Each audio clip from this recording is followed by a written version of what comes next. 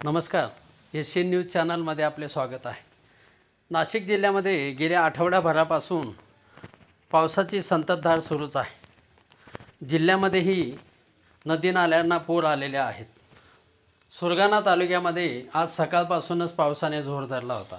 दुपारी 2:30 वाजेच्या सुमारास मेघगर्जनेसह या परिसरामध्ये पावसाने हजेरी लावली।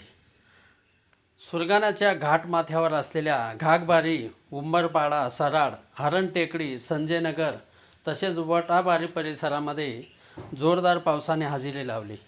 यावेळी तालुक्यातील संजयनगर शिवारामध्ये टोमॅटोची लागवड करत असलेल्या धर्मराज देवराम गायकवाड, राहणार उंबरपाडा यांच्या अंगावर वीज पडल्याने त्यांच्या उजव्या खांद्याला भाजून धर्मराज गंभीर जखमी झाले। त्याच्या शेजारी काम करत असलेला युवक मनोज चौधरी व 21 राहणार चिखली यालाही विजेचा धक्का बसला। दोघांनाही तातडीने बोरगाव येथील प्राथमिक आरोग्य केंद्रामध्ये उपचारासाठी दाखल करण्यात आले।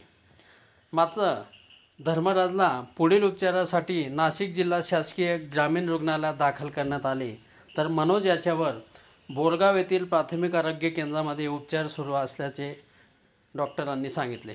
दरम्यान धर्मराजचे काका यशवंत गायकवाड, आई मीनाबाई, भाऊ रोशन हे काही अंतरावर असल्याने ते विजेच्या धक्क्यापासून वाचल्याने सगळ्यांनी सुटकेचा निश्वास सोडला। याबाबत घागबारीचे पोलीस पाटील गोपाळ गायकवाड तसेच तलाठी हेमंत लहांगे यांना या घटनेची माहिती दिली असून तहसीलदार रामजी राठोड यांनी जिल्हा नैसर्गिक आपत्ती व्यवस्थापन विभागाला पुढील माहिती दिलेली आहे।